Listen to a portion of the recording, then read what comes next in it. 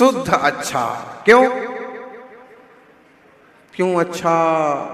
क्योंकि शुभ और अशुभ दोनों भी तो कर्म ही हैं, दोनों भी तो आश्रव ही हैं, दोनों भी तो बंध ही हैं।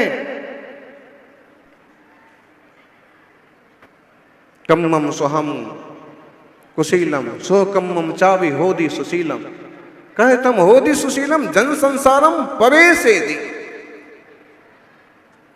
समय सार में 145 नंबर की गाथा में आचार्य देव कहते हैं कि तुम अगर कहते हो कि चलो अशुभ तो बहुत बुरा है, कुशील है, लेकिन शुभ सुशील है, अच्छा है, तो मैं पूछता हूं कि अच्छा कैसे है? दोनों भी तो संसार में ही रखते हैं। फिर एक उदाहरण देते हैं, सो वर्णियम पीणीलम बंधति काला यसम पी जम पुरीसम एवं बंधति जीवम सोम सुबंबा कदम कम्मम। कौन सी गाथा सुन रहे हैं आप? कौन से नंबर की गाथा है? 145 की तो हो गई। अब हमने जो बोली है सौवर्णियम पीणीलम बंधति काला यसम पिजम पुरीसम जह पुरीसम एवं बंधति जीवम सोह शुभम्बा कदम कम्मम। बोलो किशनगढ़ वालों, 4-4.5 महीने खूब पिलाया है जिनवाणी का रस, बोलो अब कुछ तो घोलो। 146 147 नंबर की गाथा, उदाहरण क्या बढ़िया दिया। बोले चाहे सोने की बेड़ी हो चाहे लोहे की बेड़ी हो, निर्णय तो कर लो। क्या?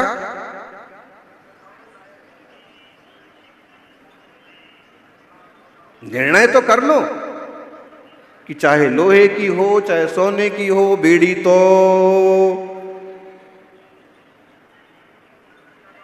अब इस पर दलीलें हो सकती हैं कि बोले सोने की थोड़ी अच्छी है, महंगी है, कम चुभती है, बेड़ी में से थोड़ा बहुत काट कूट करके बेच दिया जाएगा तो रुपया भी आ जाएंगे, सब हो सकता है। थोड़ी अच्छी है, ठीक है, थोड़ी अच्छी है, लेकिन बेड़ी तो भाई चाहे कोई प्लास्टिक का जूता मारे और चाहे कोई सोने का जूता मारे, इज्जत तो दोनों में खराब होती है। बात समझो। ऐसे ही तो क्या करें महाराज, फिर मंदिर जाना बंद कर दें? अभी तक तो हम महाराज जी कह रहे थे कि शुभ काम करो, पूजा करो, भक्ति करो, आहार दान दो, तो क्या ये बंद कर दें? बंद करने को कौन कह रहा है? व्यवस्था समझने की बात हो रही है।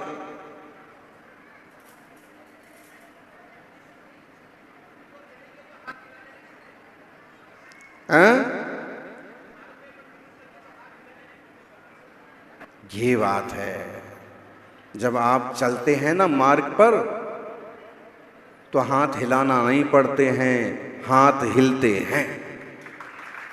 जब बात आप समझ लेते हैं, सन्मार्ग पर चलते हैं, तो शुभोपयोग का आश्रव आप होता रहता है, उसकी वृत्ति जीवन में बनी रहती है। उसे पता है कि लक्ष्य, उद्देश्य और वस्तु व्यवस्था क्या है, लेकिन ये सब भूसा है, ये सब मार्ग में आने वाली चीजें हैं, ये होता है।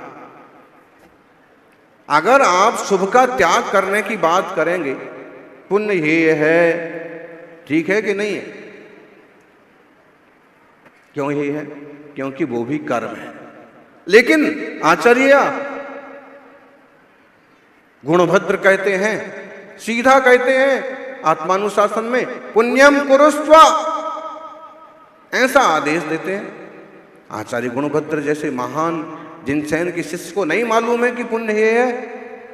मालूम है, लेकिन फिर भी कह रहे हैं पुण्यम कुरुस्व। और दोनों बातें अपनी जगह सही हैं। एक जगह पुण्य और पाप की व्यवस्था समझा करके, उन्हें कर्म बता करके आश्रव बंध से विमुख होने की बात कही जा रही है, और दूसरी तरफ आचार शास्त्र में अशुभ से बच करके शुभ की तरफ जाने की प्रेरणा दी जा रही है। लेकिन शुभ को पाकर के शुभ में मस्त होने की बात कोई नहीं कह रहा है। आगे बढ़ो। जब तक स्वरूप में स्थित नहीं रह पाते हो, जब तक शुद्धोपयोग की दृढ़ता नहीं बन पाती है, तब तक उसकी निचली श्रेणी पर रहना पड़ता है। जब तक भोजनशाला नहीं खुल जाती है, तब तक प्रवचन मंडप में बैठना पड़ता है।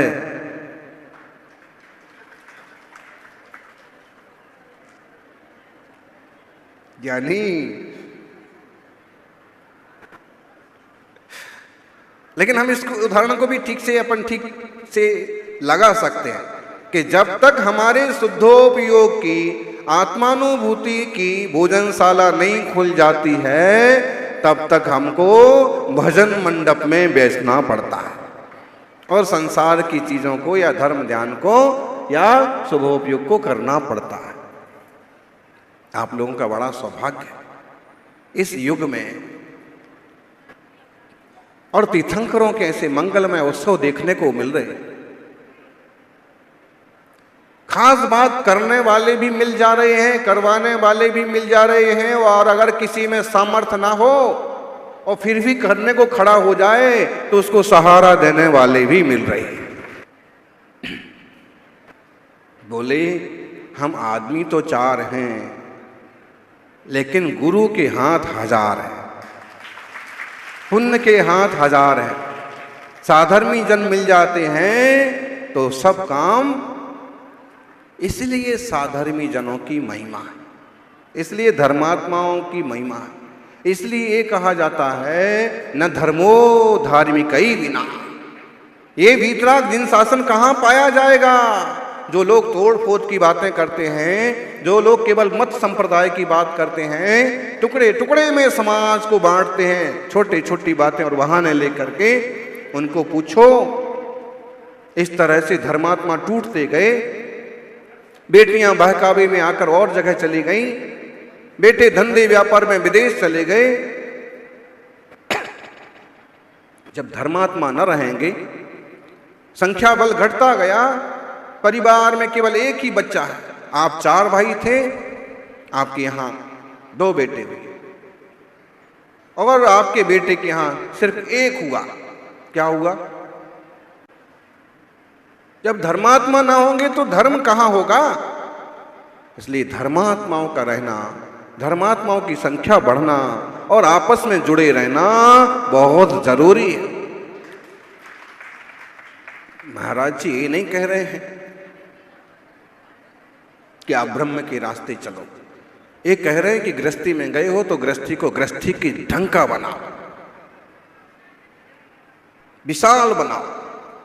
गृहस्थ का वो परिवार शोभा देता है जिसमें हमेशा छोटे मोटे चुन्नू मुन्नू खेलते रहते, किलकारियां गूंजती रहती हैं, और मुनियों के पड़गाहन के लिए हे स्वामी नमोस्तु नमोस्तु नमोस्तु की आवाज आती है। आप यहां देख लो, इस छोटे से गांव में पता नहीं कितने 1000 साल बाद ऐसे मंगलमय दृश्य देखने को मिल रहे होंगे कि गली गली में श्रावक खड़े हैं, शुद्ध वस्त्र पहन के मुनिराज आहार को निकले हैं और हे स्वामी नमोस्तु के नारे गूंज रहे हैं। कैसा लगता है? प्रैक्टिकल व्यवहारिक धर्म का रूप देखना। पूजा हो रही है और एक स्वर में हजारों अर्घ चढ़ रहे हैं, जिनवाणी का वाचन हो रहा है और 5000 की कैपेसिटी 12 मंडप पूरा भरा है। ये कोई पूछने लग जाए कि इस युग का आश्चर्य क्या है? इतने भौतिक मौज मस्ती के साधन होने के बाद भी और जिन धर्म के प्रति ऐसा रुझान देखने को मिल रहा है, ये भी आश्चर्य से कम नहीं, क्योंकि इसमें और वृद्धि होना चाहिए। प्रत्येक जीव जिन शासन से जुड़े, प्रत्येक जीव शाकाहार सदाचार से जुड़े, प्रत्येक जीव आत्मज्ञान से तत्वबोध से जुड़े, प्रत्येक जीव तत्व निर्णय करके सम्यक दर्शन प्राप्त कर। सम्यक दर्शन की एंट्री हो गई तो अब संसार में घबराने की जरूरत नहीं है।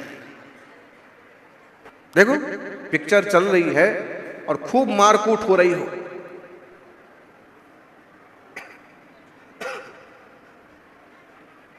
लेकिन जैसे ही हीरो की एंट्री होती है तो विश्वास बंध जाता है कि अब बढ़िया काम होने वाला है, अब विलेन से डरने की जरूरत नहीं है। ऐसे ही जीवन में तत्व ज्ञान के बल पर जब सम्यक दर्शन की एंट्री होती है तो मिथ्यात्व रूपी विलेन का डर खत्म अपने हो जाता है, संसार परिभ्रमण का भय खत्म हो जाता है। 4 गति 84 लाख योनि के प्रपंच से देखो युद्ध तो हो रहा है, लेकिन सब पूरा देश निश्चिंत है, देश लगभग निश्चिंत है।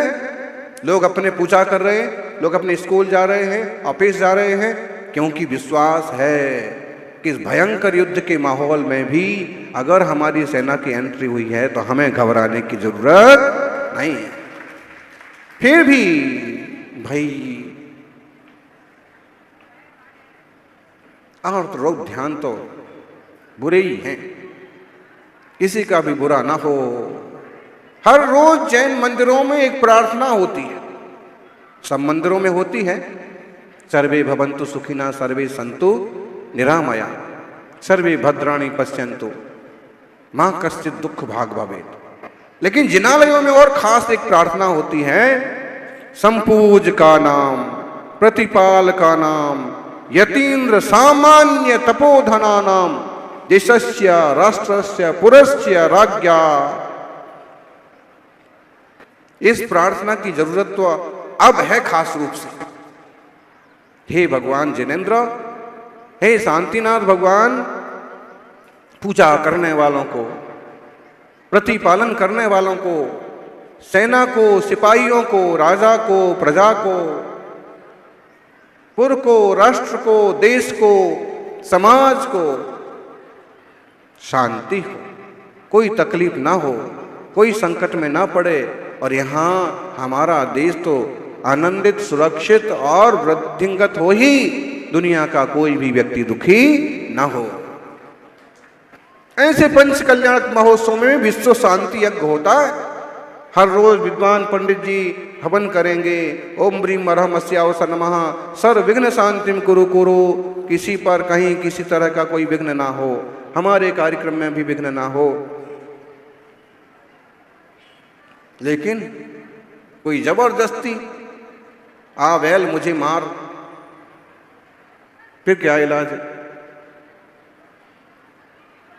कभी भी उलझने के काम मत करें।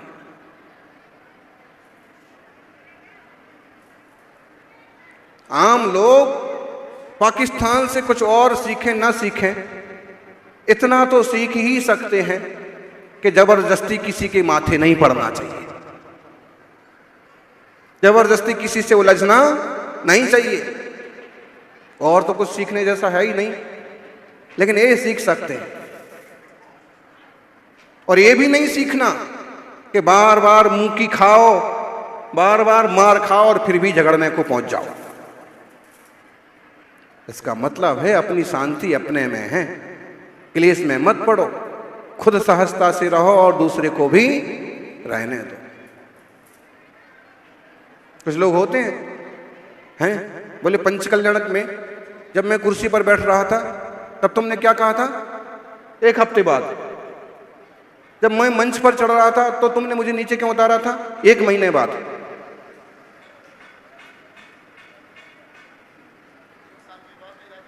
एक साल के बाद भी याद रखेंगे, ये पंडित जी ने आकर के हमारे गांव में इतनी सस्ती बोलियां लगवाई थी,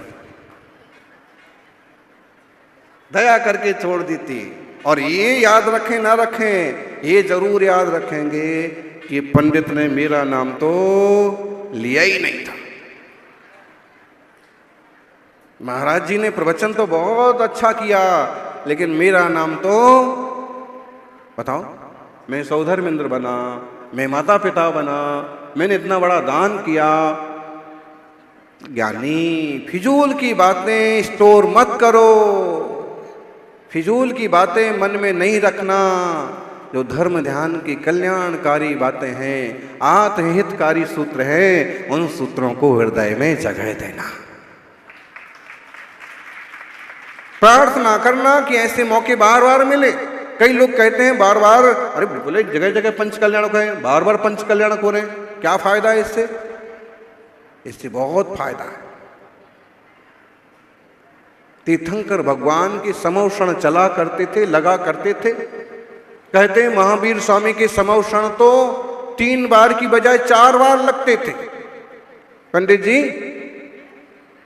सामान्यतः कितने बार लगते समौषण? 3 बार, सुबह शाम दोपहर तीनों संधि काल में। महावीर स्वामी के संबंध में आता है कि उनका समौषण 4 बार आधी रात को भी लगता था। ऐसा क्यों? समय कम है, काम ज्यादा। कभी विपुलाचल से लेकर के पूरा देश, अफगानिस्तान, आज पाकिस्तान तो अभी पैदा हुआ है, बच्चा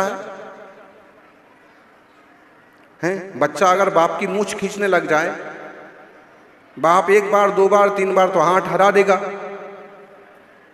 समझाएगा कि मूंछ नहीं खींचना पड़ती। 4थी बार एक तमाचा देगा।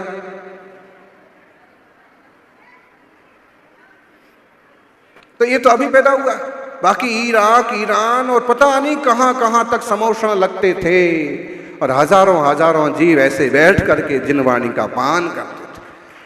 हम इन पंच कल्याणक महोत्सवों को तीर्थंकर भगवान की वृद्धि का तो कारण बनाए, प्रतिष्ठा का तो निमित्त बनाए, पंच कल्याणक महोत्सव का रूप तो दें, लेकिन हम इन पंच कल्याणकों को जिनवाणी के प्रचार प्रसार का केंद्र बनाए, तत्व ज्ञान का, वेद विज्ञान का मार्ग सीखने का एक मंच बनाए। और इस तरह की प्रवृत्ति आज हो रही है। सभी लोग फिजूल के प्रदर्शन की बजाय, फिजूल के नहीं होना चाहिए, इसका तो उपयोग हो रहा। अगर इसमें 30-40 लाख कुछ खर्च हो गए होंगे तो इसका तो उपयोग हो रहा है। हर रोज दोनों टाइम हजारों लोग बैठ करके जिनवाणी का पान कर रहे हैं, लेकिन फिजूल के ना हो, ईर्षा और द्वेष पैदा करने वाली काम ना हो, हवा में फूंकने वाला काम ना हो। तो सभी विवेकी प्रज्ञावान बने, अशुभ से हट करके शुभ की यात्रा पर चल दें, और शुभ से श्रेष्ठतम शुद्धात्म स्वभाव के मार्ग को समझते हुए उसका आश्रय लेने का निरंतर पुरुषार्थ करें। सबका नाम अच्छा हो, सबका काम अच्छा हो, सबका मुकाम अच्छा हो।